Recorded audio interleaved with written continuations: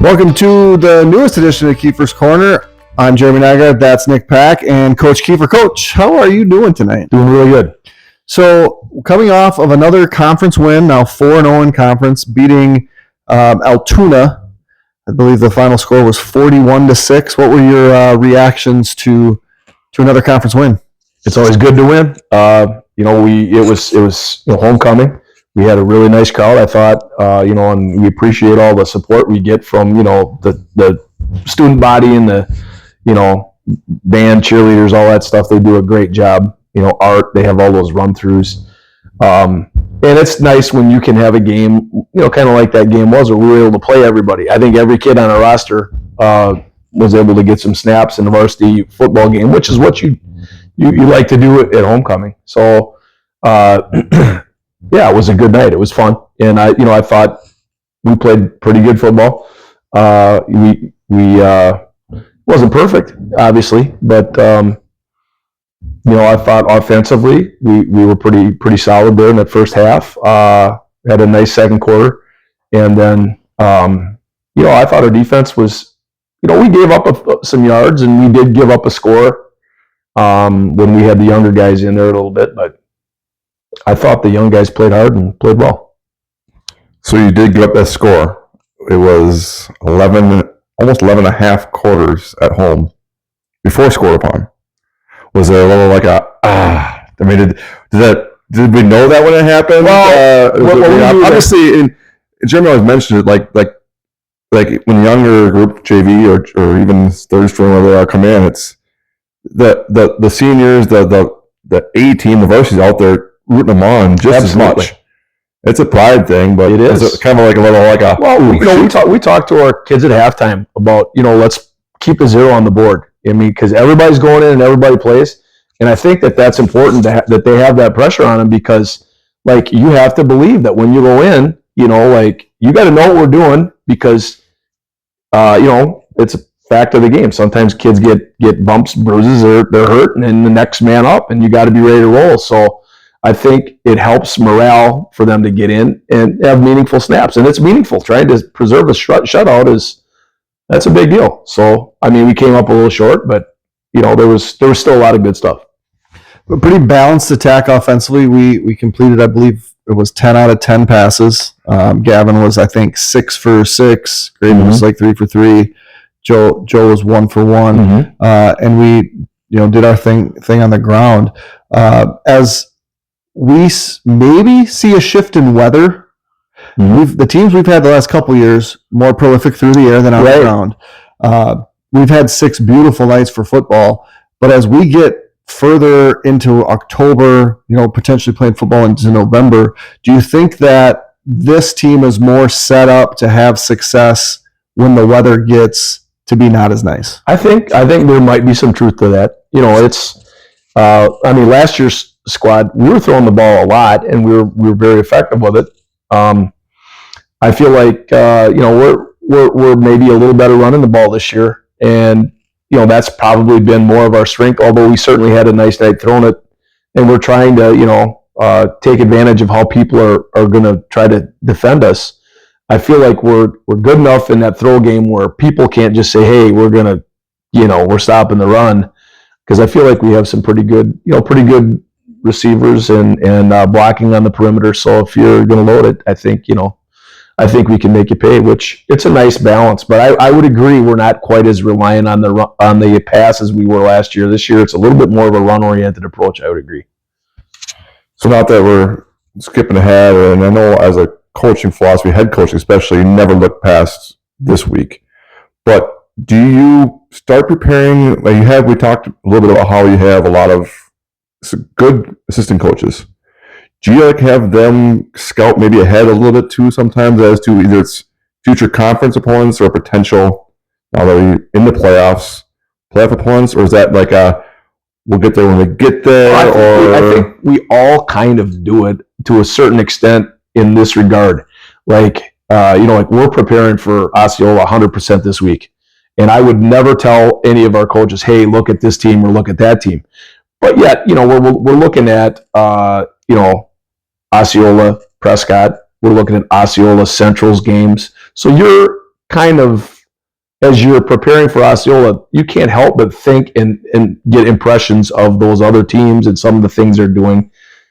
So it's not that we're devoting it to that, but I do think that you certainly get a feel for what our upcoming opponents are doing just through our film study of this week. So, but we don't. Hey, you go work on. We don't do that. We don't do that at all. Our task is right in front of us, and if you overlook a team like Osceola, you will freaking get beat. There is not even a question. And this is meant to be a compliment, and I'm not at all saying that Osceola is not talented. But I watched the Amory Osceola, and I thought Amory had probably had more talent. Osceola won that game 35-7. So, I mean, that tells you something about the job that gets done up there by Coach Newton and his staff. They are very good football coaches. They get a lot out of their kids. I can't ever think of a time when you play against them when they're not ready to go. They're going to be ready to go. So, we know what we're in for. Then there's absolutely zero looking past this group. So let's talk still back to the previous game defensively. Mm-hmm. What stood out for you defensively as far as first team defense? Yeah, I thought our linebackers played quite a lot better. I thought Trevor Murdoch had a really nice game at inside linebacker. Thought Graydon Monacan played very well. We're doing some things up front that are good. There were a couple instances where maybe we were getting up the field a little bit and not quite striking and closing like we want them to. We've worked on that. We're trying to change up a little bit of, give our opponents a couple different looks defensively. We have been stemming, but I feel like we've been a little predictable in our stems. It isn't super effective if for instance, if I start as a 2-eye and I always go to a 3, or I go to start as a 3 and go to a 2-eye, if you're doing that all the time, they know where you're going to end up, and that's not very effective. So we're trying to, it's not complicated, but we're just trying to change that up so they really don't know, are we going to be here? Are we going to be there? These are little things that I think can be really beneficial, because anytime you can create a little bit of indecision, especially in that O-line, it makes them play slower. And when they play slower, they're not as good. And that's certainly not a new idea, not unique to us, but it's something that we are trying to get better at. As we think too about that last game, Altoona came out with the ball, and it looked like their intention was to try to run less plays, run more clock, and they had a little bit of success in that first quarter. They did. How much were you thinking it's this homecoming game, we're not locked in, versus we're gonna see this, because the defensive staff huddles up after that first possession, and they're looking at things to correct. How much was there any thought where, hey, there was a little thought that ran through my mind that, like, it's homecoming and we're playing a football game. I hope we're playing a football game right now. They did a couple things. They had a really wide split and they were running midline, and our kids just weren't striking and closing flat enough. And we had a couple little things there that we got ironed out, and there were a couple different alignment things that we changed. So that wasn't a great first series. They didn't score, but they moved it. They chewed up half the clock, right? Which, generally speaking, I usually defer, if we win the toss. I don't know. You can make an argument that getting ahead of a team like that wouldn't have been a bad choice either. I don't think I'll ever question any decision you make. Was it Logan Johnson that knocked the ball out, the first fumble? I believe it was. That was a really good play. Huge play. Big play. Yeah, and it was right in front of me, and he just came over and he just Peanut Tillman it. Yes, he punched it and it was out, and give the official credit because he saw it right away too. I mean, he threw his beanbag. I said it's out, and I saw him throwing it right away. So that was because they had, it wasn't I think it was their second possession. It was their first possession of the second quarter. Yeah, and they were moving it a little bit again. So that was huge. That actually, that's a big deal. It changes It changes games. Turnovers change games. Because they went into our territory on their first possession. That was right after they had crossed into our territory. Yeah.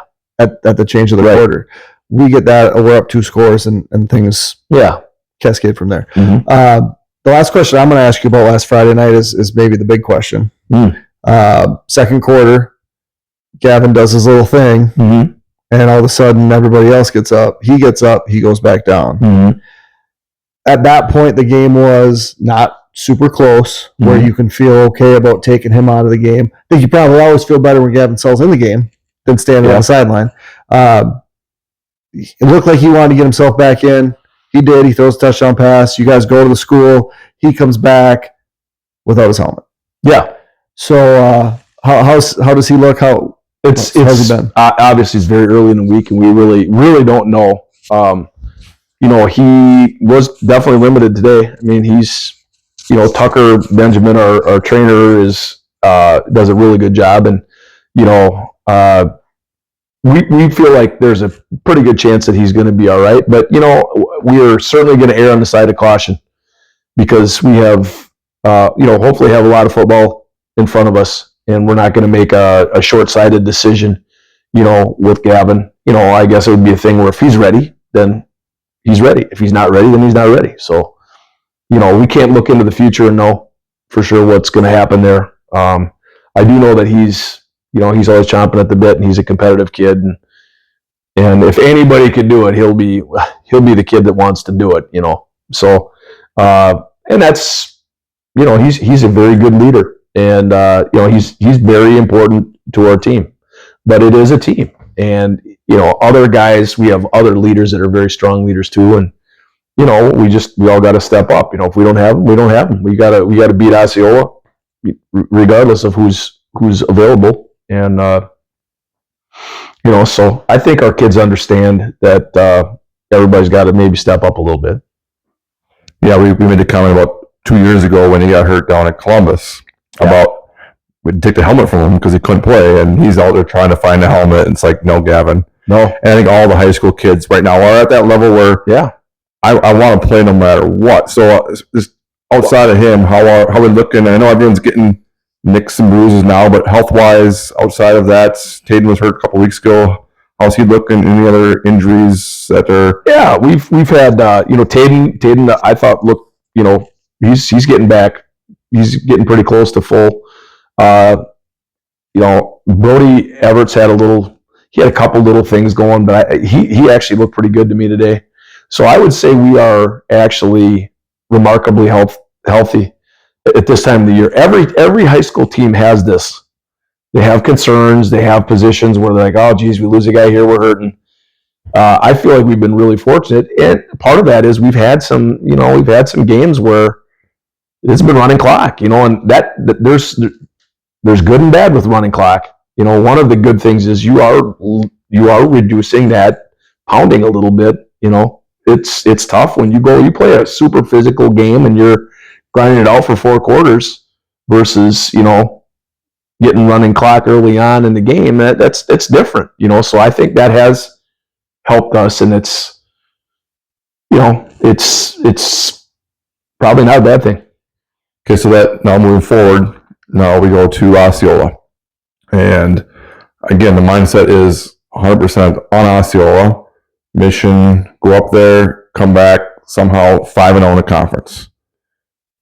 But some people are looking at, when we come back, we got Prescott coming back. Mm-hmm. So, how is it focus on Osceola? Don't worry about Prescott and Central, if you want to even look that far ahead. Right. But it's mission at hand. Go beat Osceola right now. It has to be that way. I mean, you have to be focused on the task at hand. It's high school football. They're young kids, and there are trap games. Where you think you're looking ahead to someone, or it could be you won a big game, and then the following week, you have someone you're still riding high. So it is a huge concern that you gotta, I think, talk about and make sure that your focus is on your current opponent. we don't talk about really, we literally talk about this week's opponent. And I try to be, pretty straightforward and honest with people about, hey, this, what you have with Osceola, you have the team that's 2-2 in the league. They got to win 2 of their last 3, and they're going to be freaking battling their tail off, and they're going to bring it. And what happened the last 4 weeks has zero bearing on what's going to happen this Friday night, nor do we know the future. So if you get into that realm, looking back or looking ahead, then you lose. So we're certainly going to give them a good dose of, let's keep our head where our feet are right now, and not be looking ahead to this or that. Yeah. So going back to your last question, or the last thing we talked about with the running clock, do you think our guys are more conditioned or better conditioned to then play full games just because our style is a little more up tempo? Right? I feel like it would be more concerning if we were a real slow, methodical team. We had 5 possessions in the first half. We're up 35-0. Now we take the guys out, and now all of a sudden you have to play a full 48 minutes. Mm-hmm. Whereas there's a lot of snaps, there's a lot of playing. Even like the transition from defense to offense, I have to read advertisements quicker because our guys are out on the field and ready to go. Mm-hmm. So do you think that when you say, it's nice because we're playing less, the flip side of that is we're not conditioned to go a full 48, but because of how your style is offensively, that it kind of combats that? I feel like we do, like when we're playing against most of our opponents, like I feel like we're more comfortable going really fast. If you do that all the time, obviously you're going to be more comfortable. If you face that once or twice a year, it's a whole different thing. I mean, you can see there are times. I mean, you could see there were a couple times Altoona, like, they weren't lined up at all when we were doing it, and they, like if we did a couple of those, freeze snaps, yep. And then they'd look, and then they'd run a kid over, late, which I'm like, maybe we shouldn't be doing this. We should just go, but so I think it does. I think we're pretty comfortable with that. I don't know if I can 100% guarantee that because we haven't done a full game at that pace, that I can't intelligently guarantee that we have that, but I would think we're going to be pretty darn good. I mean, I don't ever get the sense that we're running out of gas. I feel like, what is this, week 7? Yeah. Week 7. I mean, you're in pretty good football shape, I would say, at this point. Right. And so is everybody else. Well, and the thing that made me wonder the other night when I was watching Baltimore and Buffalo, and it was a talk about Lamar Jackson, and it's, even if Baltimore's not the most talented team, what they do is so different from a style standpoint that you can practice everything you want, scout as well as you want, be as prepared as you want, but it's different than every other game you're going to play the entire season. There's no way our opponents could prepare for the speed that we do, because there's just no way they can do that. I mean, they don't know what they're doing, whether even if you have the go route system. Right. It would be very difficult. In fact, we don't use it for defense because it would actually slow us down. So, yeah, I would think it would be challenging to prepare for that. Now, sometimes we do that, sometimes we don't. I don't think we did it a ton against Altoona. We did a little bit. We had some bursts where we did it, but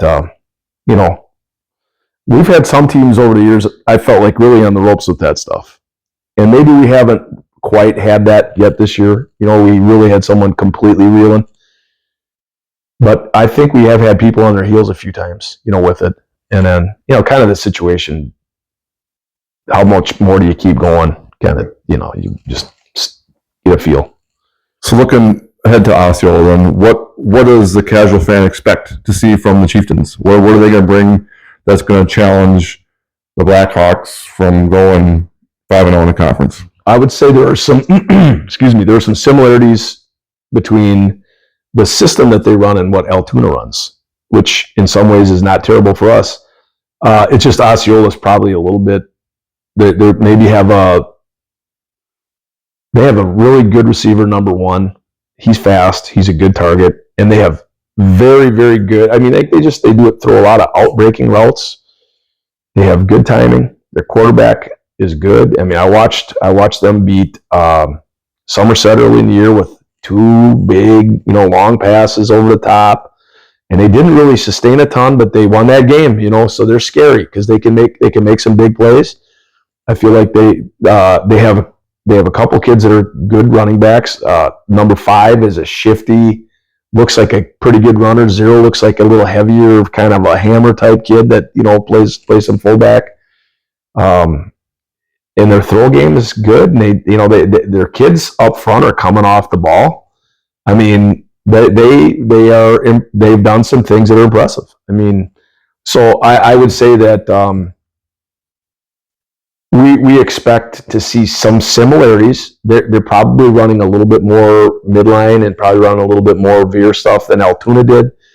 Yet they're also going to run. They got a counter play that's been good for them. They're running like a GKO lead that looks like they're getting off the ball. They got some big kids.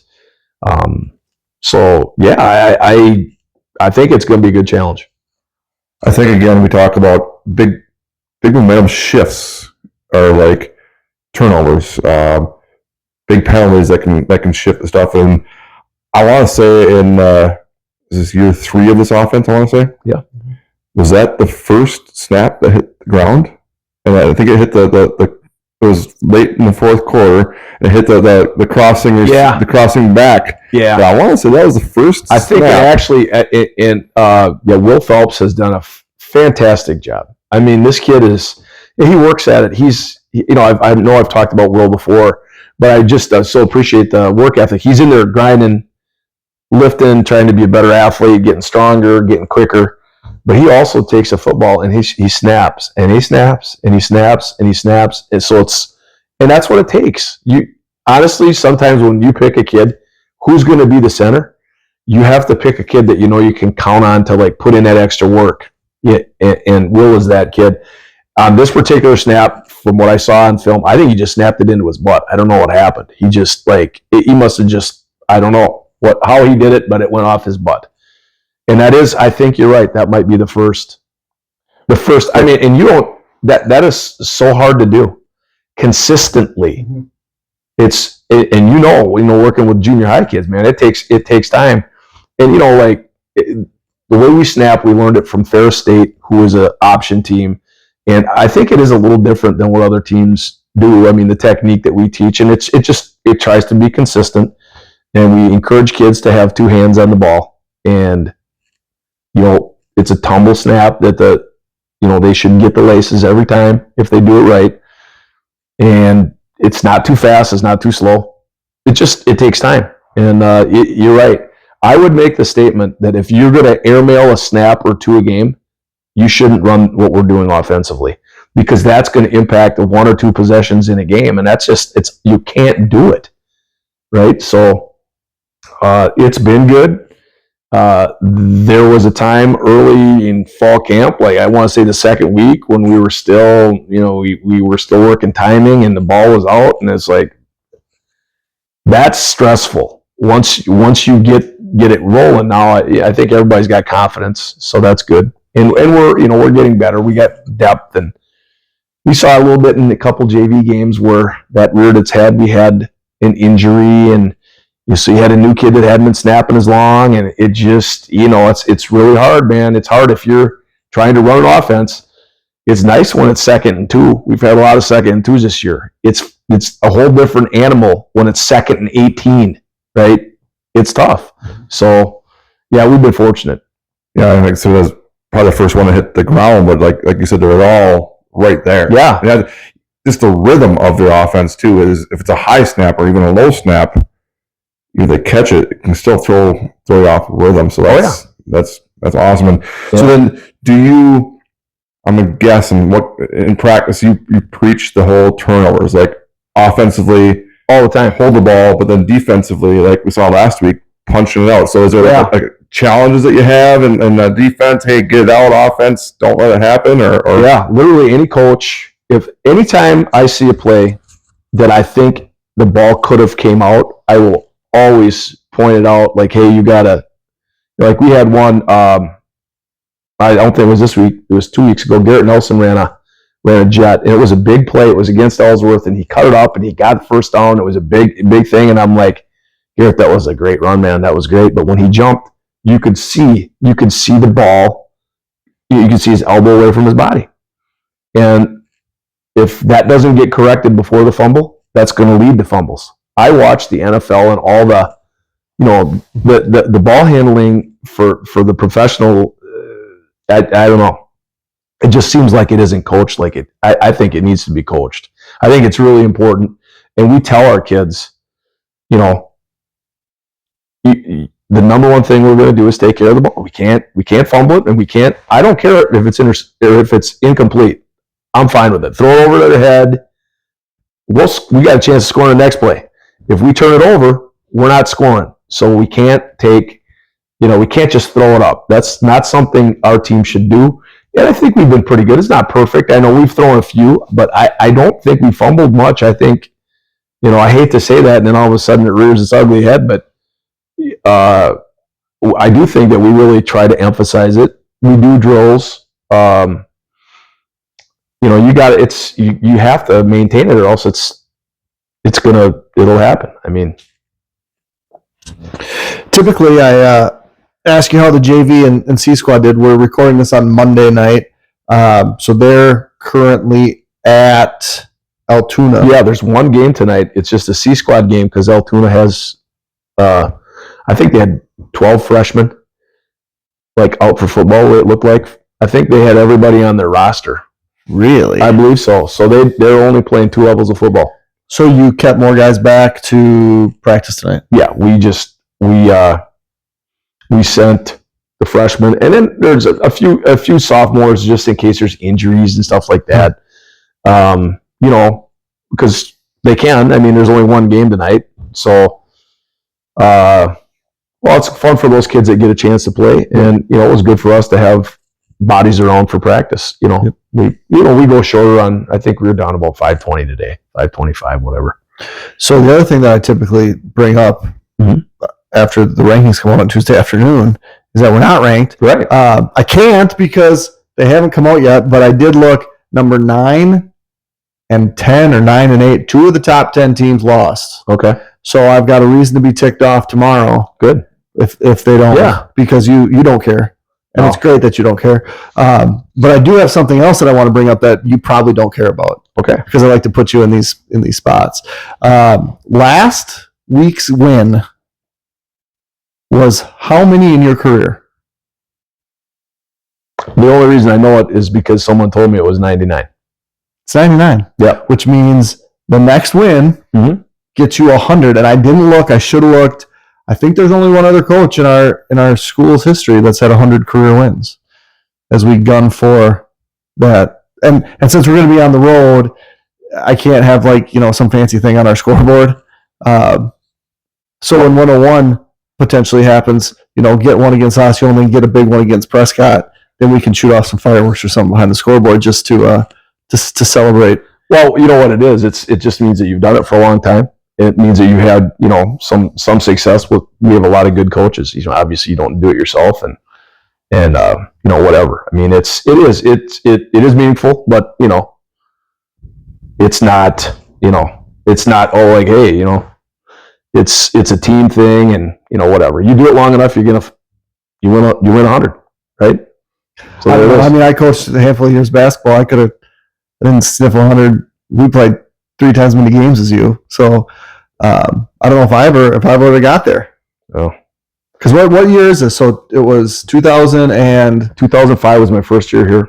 So this would be like. And I took 2 years when Jake was a junior and senior that I was an assistant. So I don't know. 18-ish? Is this the 18th year or 17th or 18th year? Yeah, somewhere around there. Yeah. But that's still, if that's 17, 18, that's 5-6 games. You play 9. That's over 500, right? Yeah. And the first couple years weren't super. We've had bursts in there where, like the first couple of years were tough. 1 and 8, 2 and 7. Right. And we had the good. We had the 6 and 4. right? And then 11 and 2, and that was a then fun one. yeah, and then we kind of slid back a little, went 6 and 4, I think again. I think that year ended. That was, I think that was Jake's junior year. Yeah, he got hurt, and then next year was fun. 11 and 2 again. Yeah, and we, I actually both of those still, they still sting a little bit because, we lost in the semifinal to the team that was the eventual state champion in 2008. At 2008, 2010, right? Last year. Yeah, same deal last year. Yeah. So it's yeah. I mean, we've been close, but we haven't got to that level yet. So the lasting memory of Watoma when we walked off the field. I remember you saying, "God, you know what? You made a comment that Watoma was better than we were on that night, and they just beat us." Yeah. And I remember turning to the coach next to me, and I said, "I really hope that's what he thinks after he watches the film." And I slept horribly that night. Yeah. And I remember my wife and I went to Target for whatever reason the next morning. It's 9:30 in the morning, and I feel my phone vibrating in my pocket. And I look, and it's you, and I'm like, he didn't feel the same way. No, and you didn't. No, there are a couple simple things that no one to blame, but right here. But some things we could have probably done a little bit better. Without getting into a whole big thing we were doing back then. We were doing a thing called force support. If you were an edge player, your job was not to make a tackle. Your job was to force the Aberderis back inside. Right. In our scheme, our Mike was unblocked. So if he turns up, we're going to be able to hit him. And we never were doing that. We were trying to make that tackle ourselves. And Aberderis was fast. He'd get outside. We tackle him for 6. We tackle him for 7. Mm-hmm. And they just kept doing that. And they didn't throw it They didn't throw it at all in the second half. And right. So we had the lead. We had the lead in the. Yeah, Dylan DeMott's played great. Schlichting had a couple touchdowns. Schlichting had a huge game. I think Jesse Rolls maybe had a big game too. Am I right? Yeah, I feel like that game we had a fumble. Yeah, I think we did. We dropped one. Yeah, we did. We had one going in. That one hurt too. Yep. And then 2010. Yeah. Jake went out early. Yeah. Well, he didn't go out, but he should have. Been out. He was out at half. Yeah. We took the lead late, and then gave it up later. Mm-hmm. And then they're all tough. I don't know why we're talking about that, but all tough losses. Yeah, well, you're just talking about the history of it all and whatever. So we've had some good years. We've had some not great years. Right. It's you get hopefully you have more good ones than not good. Right. Right. I feel like if you had more not good ones than good ones, you'd probably be watching more football on Friday night from the stands. And that's true. That's true. That is true. I mean, we're all here temporarily, right? Someone's going to come after me, and I'm sure they'll do a good job. So you got the win on Friday night, and then on Saturday, your favorite college team is looking okay at halftime. Yeah. Well, actually, that's when I tuned in. I actually went up and watched Andrew Klopp playing at Duluth. Duluth had a great performance. Well, then we stopped to watch the game, catch the Badgers, on our way home. And when I, arrived, it's 21-10. I'm fired up. And then it's just like, boy, it just didn't look good. And it didn't look like there was a real good, plan. Did you see the Braylon Allen tweet? I heard about it. I didn't see it. So he, sometime during the second half, he made a reference to, someday I'll go on a podcast and tell you all what was happening in my last year there. So pretty cryptic. Yeah, that's not good. I don't like him doing that, but I don't know. It is what it is, right? Right. And then that brings itself to the Sunday game, which I'm going to hand over the mic. Thoughts on Sunday's game, I guess. I don't know. Painful, bad, awful start. I thought Sam Darnold for the Vikings looked really good. I thought Jordan Love started out looking very tentative, and I felt like as the game went on, he got better and better. Now, part of that's a product of when you have a big lead in the NFL, you're going to be playing a little softer, and I think that helped him to get a rhythm. But the Packers miss a couple field goals, which that's a tough deal. Vikings deserve to win. They were the better team on Sunday. Well, and we talked about momentum. It's huge. Yeah. And I think it's escalated more as you move up the ladder, from high school to college to pro, because they're all pro athletes. Mm-hmm. They're all Absolutely. the best of the best. You have a turnover, you have a missed field goal, whatever it is. It just can compound so quickly, and next thing you know, it's 28-0. The game's over. And the Packers have to limit their penalties. That's ridiculous. I mean, they are one of the most penalized teams in the in the NFL, and they can't be doing that. You got to clean that up a little bit. And then I thought, Matt LaFleur, he obviously flipped out on that one. He was ticked because he wanted them to review it because it was within the 2 minutes, and they didn't do it, and they let that clock. And although he claimed he didn't swear, if you're a lip reader, I think what he said would make a lot of people a little uncomfortable. But that would have been huge, if that would have resulted in them not scoring, because it very easily could have. They bailed them out. That was a nice throw and catch, that one they got. But you can't do that if he's got to control that a little bit. So that last question I have is, we talked about, obviously your success over the years, 99 wins. How much of that is, how much do you do in season or off season of the best coaches or the best thieves, they say? You steal stuff from a coach here, a coach there, or I know you've talked about how you go talk to other coaches. Yeah. How much is that in season, out of season? Do you sit down and I always talked about how we drew up so many plays on bar napkins. Yeah. And all that fun stuff. But obviously you've learned a lot from others. Yes. As well as you probably taught a lot of others.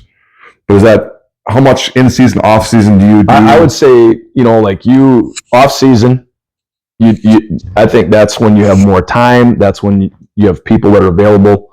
I've spent a lot of time at UW River Falls with that staff. They're excellent. I've been down there for the last few springs. I still have a connection, I guess, to a certain extent down there, having spent 10 years coaching there. And those guys have been extremely helpful. You go to clinics, like you go to the Glazier clinic's fantastic. That's where the spice package came from. That was a guy named Rick Darlington from he's in Florida, and he was a connection to Jed Kennedy. Jed was a guy that I coached at River Falls, and he's been a very successful high school coach. Coached Melvin Gordon in high school. He coached Melvin in high school, right? And so like you reach out to people. You go to the session, but then you also have conversations, and you're sending film, and you're talking, and that's where guys want to help. And then like I have talked a little bit about quarterback run stuff. Like at UW. No, actually it was in Eau Claire, but it was Eau Claire Memorial staff had a talking ball football clinic, and I was honored to get to talk a little bit about quarterback runs. Like with what we've done the last couple of years. This might be the year to actually have the quarterback run chat. With the cat we got running it right now, but so yeah. There's give it. If people want to talk, I think one thing that's cool in coaching is you are aware. People, they want to help. They do. Guys are, you have a question.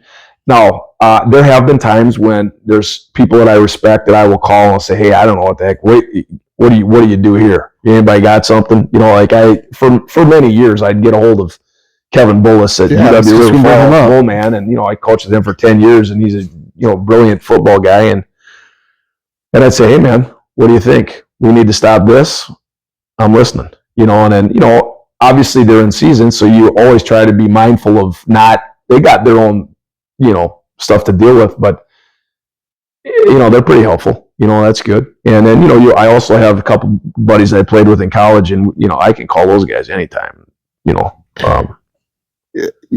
also have a son who's pretty knowledgeable in the sport of football. I will tell you, for game planning, he's one of the best we can have around, because he has such a nice background of people, working with Dave Aranda, Who's the head coach at Baylor? Right, but also was when he was a D coordinator at Wisconsin. Dave Doran, who's now the head coach at North Carolina State. Right.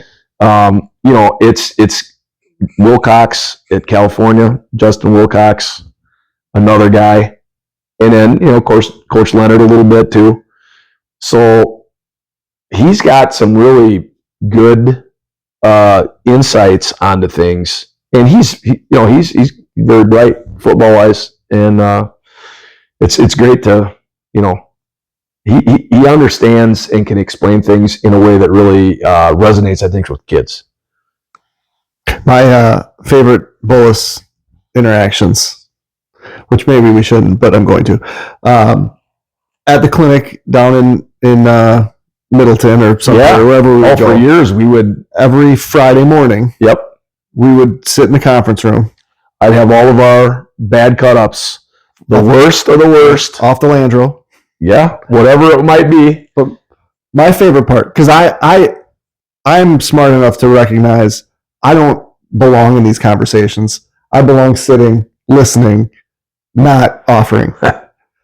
And he would always ask Osceola what he would see, just to poke at him, and they would tell him he's wrong, and then he would sometimes say the exact same thing, but he would be like, "No, Jason, you remember those interactions? Because you were you were doing your thing, yeah, and I was just kind of sitting in the corner, just enjoying." Well, Kevin Bullis was kind enough to put the time in with us. Like we would he'd give us a couple hours of constructive criticism. What aren't we doing well? Why are you doing this? How are you coaching this? This doesn't look like we're doing. You are what you see on film. And it's humbling. It can be very humbling. And but we were always trying to get better. And so you take people who are smart.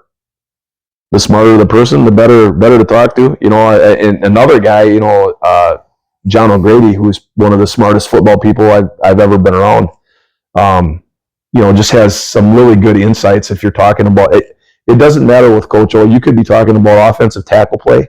You could be talking about cornerback play. The guy can speak depth, and he's amazing. Is he still? I believe he's helping out at Whitewater. Okay, and that's where Bullis went from D coordinator to head coach to retired. Bullman's retired now, right? I know Grady's still. Yeah, Coach O's still down there doing his. I think he's working mostly with special team stuff. And Whitewater's been on a run. Yeah, for absolutely ever. Seems like right, and weird that Whitewater would want a guy like that. I mean, he's brilliant. So I mean, if anybody can get him, you're fortunate. Yeah. All right, we've talked for a long time. Friday night at Osceola. Last time we tried to stream from there, it was a disaster because the service is bad, but we checked service maps and it looks like maybe the service should be better. So we'll be there. We'll be live. If it's bad, they'll do their thing from We Are Osceola on Facebook, but hopefully we'll be good so you can listen to us. Coach Keefer, Nick Pack, Jeremy Nygaard, and we'll see you on Friday night. So long.